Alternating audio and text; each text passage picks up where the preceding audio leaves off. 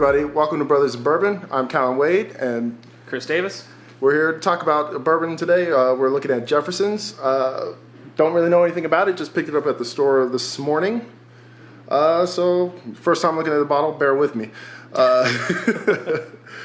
So looks like it's made in bottled in McLean. Actually, I can see that.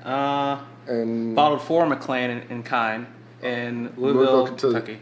Yeah. I'm glad we both stumbled over that, so no one can correct us on Louisville. Yeah. Louisville. And I should know that, or I live close to it. Used to, at least. Yeah, like so this little bottle. It's a pretty bottle. Nice bottle, yeah. It's a small batch. You guys can see there on the camera. Small batch, blended straight, bourbon whiskey, and about 43%. So that means Kallan can drink it. Yeah. So on this show, we plan to talk about a bourbon, and then tech and other nerdom stuff that we like to get into. Cheers. Cheers.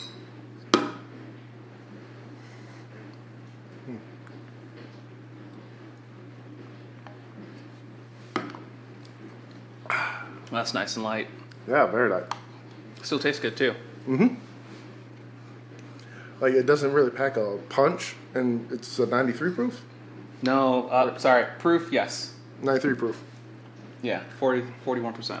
In regards to like the 93 proofs, that like I've had some ones that punch like really hard. Yeah. Like real powerful initial take the hair off your tongue. Like that's real smooth. I like that a lot. Yeah. Although I have to be honest, I'm not tasting anything. Yeah, it's like it doesn't have a real like profile. Like there's no like this is vanilla, this is coffee. Mm-hmm. I'm getting that too. It's kind of like it's almost like it's just alcohol. Whoa. It's just something you never get to have. It's just like something that's just straight. Like, I would love to put this in like a old fashioned or a Manhattan or something like that. Yeah. Because it's not. I wouldn't feel bad for the price point that it's at. I wouldn't feel bad for mixing this drink with anything. Yep. It's good on its own, really good on its own. But it would definitely go great with a Manhattan. Like, oh yeah, for sure. Or old fashioned would be amazing. Yeah. Also, let's go over this because I think you were confused, like I did just on camera. The difference between alcohol content and proof. Oh right. Yeah, because you went to 80. I was like, this is an 80. Proof is always double the amount of the alcohol content. Right. So it's 41.15, which gets rounded up to 82.3% proof. Right? There's no percent sign. No, sorry. you don't round. You just proof. double it. Yeah, just double the amount of alcohol content in there, right? And that's your proof. Yep. As long as you're not drinking 100% alcohol, you should be okay. So stay away from 200 proof stuff. You might lose your eyes. What's those stuff called? Cash strength or? Oh, I don't know. I think so. Grain alcohol. Yeah. Almost. You know, that good old Everclear from college. God, no. Oh, jeez. You had to cut that. If you drank that straight, you're a champ. We're back. We had to turn off the dishwasher because somebody... Okay, I don't know how dishwashers work. And this is the nerd.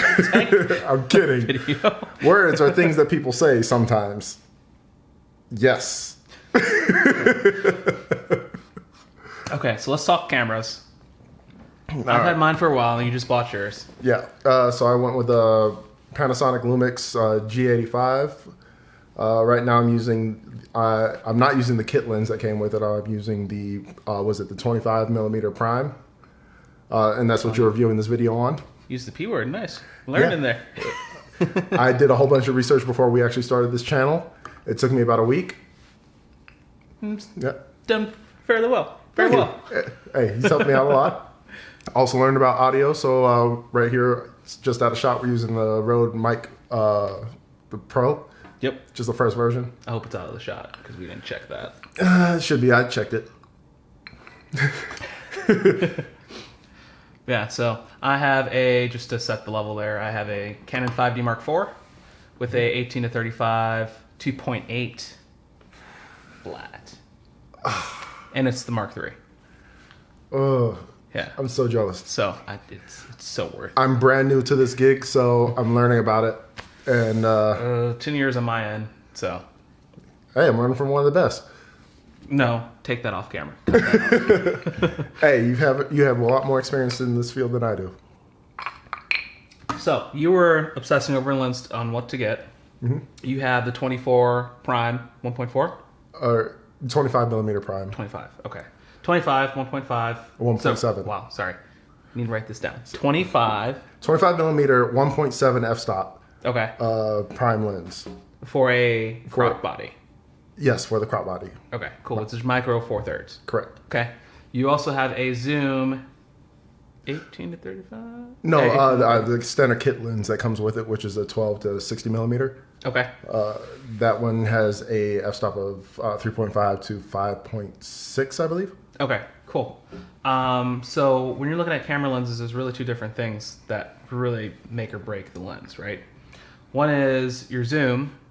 Does it have a flat aperture over the entire length of the zoom? Or does it like scale? Like yours scales from 3.5 to 5.6. Right. And what that means is that if you totally dial in your camera to say, hey, if you're zooming in on something close up, different. Okay. So you're zoomed in. No, that's backwards. Let's go backwards from that. So like if you're zoomed all the way out, right? Mm-hmm. wide as you can go. So you're at the 12 millimeter mark. Yeah. So you're at the 12 and you're at 3.5. Right. Right. You dial in everything else. Your shutter speed and your ISO. It looks perfect, right? Mm-hmm. If you zoom in, your shot's now totally out the door. Right. Because the aperture is going to creep up and it's going to get darker and you get more detail than you want. Mm-hmm. But usually people want more detail because they always shoot too shallow. But anyway, that's a different talk. So when you have lenses like that, it sort of like limits you as to what you can really do. You either have to back up, which is not always, get closer, which isn't always the case because you want to go like zoom in and also get that compression. Mm-hmm. Or you want to stay at that aperture, which isn't going to work because it's not how the lens works, right? Right. So the lens you're obsessing about is a flat aperture through its zoom, and it's zooming from what to what? From 12 millimeters to 35 millimeters. Oh, nice. And that's in a micro 4/3 body too. So I think their equivalent is something ridiculous. I need to check the numbers on that. Yeah. It's like for a full frame equivalent, I think they said do the math is like 1.7 times whatever it is. He's learning. It's awesome. Yeah. So micro 4/3 to full frame. Full frame is like what people use, like what your camera is. What my camera is. It's like I don't want to say professional, but like it's what they've maintained throughout the years. Mm-hmm. Versus micro 4/3. They just like, we can make this, manufacture this, push it out. It's cheaper. Here you guys go. And it does 4K. And one file. Different conversation. And a single file. Okay, so although I have like this beast over here in the corner, it does not shoot full, seamless 4K. They just came out with that to do it. So like this is their first iteration of it. Like having a single file 4K, you're good to go. Ridiculous. I think mine does. It's just that I don't have a memory card big enough and fast enough to do it. Mm-hmm. 10 seconds on this guy here is a gig. In 4K. Instantly a gig. Like, and that doesn't make any sense. It's just because the megapixel density is so high that it causes your file sizes to be ginormous, right? And there's no compression on the files. So I don't think I have too much compression. I'm sure that there's a little bit of compression on that guy. But it is a 16 megapixel sensor in there. Okay, so I'm about double that, but I don't think that's really the issue. I think the issue is also there has to be compression because you have what type of SD card do you have? Just a standard SanDisk 128. No, the reads. It's 95 megabytes per second. Okay, so we have the same card. There has to be compression that's going on there. It's supposed to record at 4K at 100 megabytes per second. It's ridiculous. So nice. So I'm off. My card is just a little shallow from the recommended speed, I guess. Yeah. Because it's a recommendation. It's not mandatory. Exactly. Yeah. So there might be some points where it's actually going to just stop. But how do you fix that? Time for our tech talks. We're both actual like computer tech people. Yeah, I'm technically a digital forensic investigator, and he just owns tech companies. CTO, not CEO yet. So when you see a camera that's like you can shoot like 7 shots or you have like 10 shots continuously before the camera has to stop. It's actually using a buffer on the inside to pass the files down, process them, and slowly throttle them into your card. Okay. Kind of like putting it in RAM. Yeah, exactly. Yeah, so if your card says it needs if the recommendation is 100, that means 100 is a nice sweet spot where it's not going to like stop. But like if you start going down to like 60, etc., that means a buffer is going to stay filled longer than it really needs to, which is going to back up and eventually just your camera's going to have to turn off because it can't record anything. And it's going to burn up your battery life too, because holding that buffer inside of its memory is going to take some of the charge. Good point. I missed that one. I mean, that's just my... I just leave my stuff plugged in all the time. Yeah, well, I'm running off battery right now, so... I would only think it's like, it's going to kill battery life if you're throttling it there. Yeah. It's like, if it has to fill up a buffer, it should have to use its more battery power to do that. Yeah, or in this case, just turn off. So then, I think really what happened with yours is that they just finally got a nice enough buffer. Tossed it in there. Yeah. And also, issue with mine is the reason I can't do it for sure, that I know of, because the previous reason I'm not really sure. This guy actually overheats. I heard about that for several of the Micro Four Thirds cameras too. Overheating when they record 4K. That's why I went with this one, just because it doesn't overheat. Yeah, I bought mine like day 0. And then 2 weeks later, like, yeah, we have a heatsink card. You can send it in for $100 to get it. It's like, what? Yeah. So I haven't sent it in yet, even though the motherboard fried out one day. I hate when companies are like that. It's like, oh yeah, we can fix the issue that we created. Just, you have to pay for it. Feels like how Trump does things. Don't you put my Canon with Trump. So it's buffer needs, the camera can actually overheat, because if you think about it, a sensor is just like, its sensor is basically an eyeball that you're just like leaving open in the sunlight. That's to process all the information and then just like not burn up. Right. Which is exactly what happens when you're actually recording. I'm thinking of it in computer terms. You're using your processor, but you have no cooling system inside of it to actually like cool it down. So there's no actual airflow, especially when you have a weather sealed body. Like, how is it going to cool itself down? Yeah. You don't have no liquid cooling, no air cooling. It needs to chill out. You can't crank up those GPUs. You just take the lens off and just go burst mode. The show's just going to fan it out. Yeah, that'll work. I have not done that before. Although I have run my camera multiple times. Luckily, it just does not operate. There's actually really cool safety features involved. Yeah. So what I think would be kind of cool is if somebody liquid cooled a camera. Why? Because liquid cooling is cool. I mean, that would straight up be a Leica move. Then added some RGB lighting around it, around the edges of the camera. Who would do that? I see Sony's next camera doing that. They're just like, yeah, we always come out with the newest tech. Don't come out with anything for years, but when we do, we own it. So next thing, RGBs. RGB everything. So if you want like really, really good bokeh for a shoot, and you want to make sure that you have like room to play,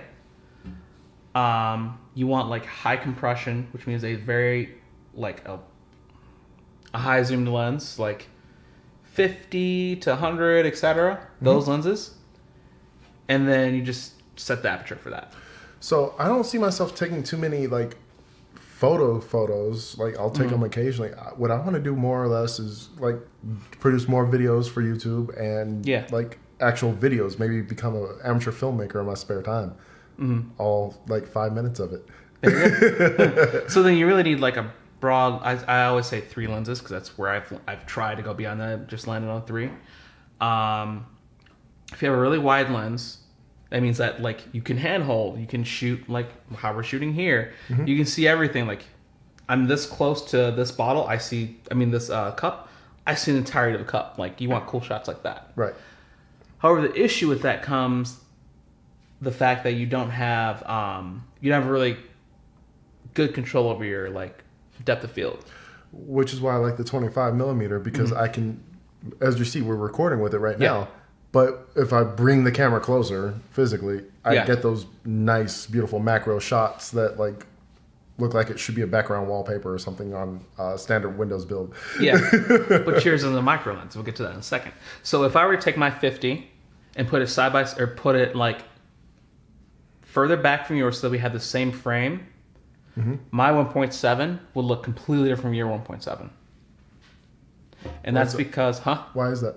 Because when you're wider, it's just like more things. It's we sort of need to draw it out. Like it's the wider the range of the viewing, the more things will be in focus, and the harder it is to kick things out of focus. Okay. Versus if it's super narrow, then like there's just like a narrower range for things to hop out and focus. So mine's good for kicking things out of focus? Good for keeping things in focus. Oh, keeping things in focus. Okay. Yeah, so that's why like from like the front of the table to everything in the background at 5.6 or at 6.0 is like totally in focus right now. Well, you have me at 7.1 right now. Or 7.1.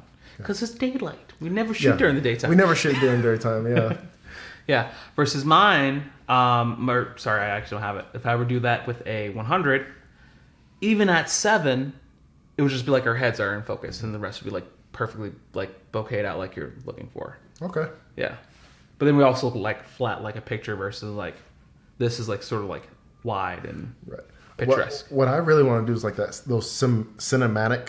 Am I saying that word? What I really want to do is the cinematic type of shoots, like the low light cinematic shoots, where it's like I can kind of follow around with like a steady camera on a gimbal. Yeah. And like we're going because that's the idea of our shows to take you to like bars and stuff like that. And I don't know what kind of bar you're going to that has the lights on full blast all day.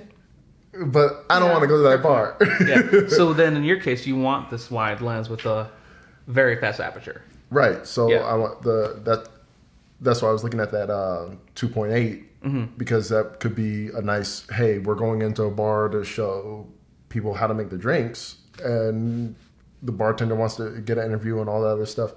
If I have the kit lens on there, I'm limited to literally only being at 12 millimeters. Yeah. Once I turn up from 12, that aperture is like starts skyrocketing very quickly. Well, now to be fair, the issue with that is the ISO, which stands for I used to have it. It's artificial light enhancement or amplification. So the more ISO you have, the more the camera is boosting up artificially the light that's available. So if you have that lens that's like from 3.5 to 5.6, if you want to look the same at both apertures, then the camera's gonna like a preamp gonna boost up the light to make it look the same. But even at 3.5, like it's great during the daytime. But once it becomes like a dark scene, I feel that it's like I have to boost that ISO, and everything becomes so grainy that it looks like I'm taking a cell phone video from 2006. Because it's artificial light, and we're not there yet. Right. Yeah. So that's why I wanted to. I was seeing how people have eliminated that issue with getting a faster f-stop. So. Yeah, and 2.8 is like the nice sweet spot where it's decently affordable to make the lens and also very useful at 2.8. Like you have more room for like people to move around in the frame. You have to constantly use autofocus or manual focus. Right. However, that lens alone cost $800 or no, $900. $900. Oh, okay. For my guy, it's the Mark II with the embody image stabilization. Oh, that's nice. It's like $1,000, and that's more than what I paid for the camera for. So it's kind of like, but the shots that it makes are amazing, and it's like, yo, I wish that they would have told somebody about that beforehand. I really do like my first upgrade though for the 25 millimeter. Like that, I feel like I'm put on my big boy pants. I'm like, hey, I can take real pictures now. Look at me. So I like that aspect of it. I think that I would fall in love with a 12 to 35 millimeter, and that would probably be my everyday driver, just like everyone else says to do. Everything I've seen from everyone, has been amazing from what I've seen from it. Yeah, it's on the cinematic side. Because really, you just you just line up the shot, dial in your camera, and then you just control the zoom. That's it. Which is awesome. Right. And being a complete noob, it's almost like, hey, you pay for the convenience. No. You pay for the convenience of not being a noob. Now you go up to the line where it's like waterproof and they're not waterproof, weatherized and premium level. They'll start at 2K. What do you mean weather? Oh, water body sealed or what? So there are different lines with each brand. There's like your normal brand, your 4/3 brand, and then your premium line. Mm-hmm.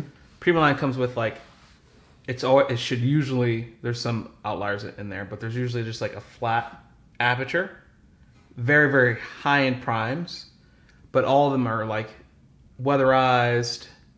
They have like a special icon on them and etc. It comes.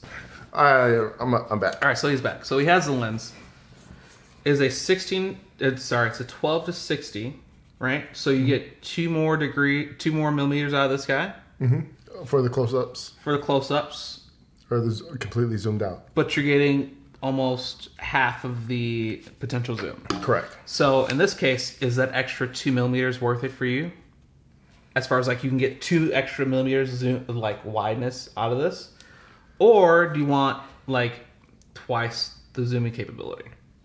Which is why it's a zoom camera. Okay, yeah. That makes sense. So for some people, like I want that 12. Like I'm never getting rid of this guy because it goes to 16.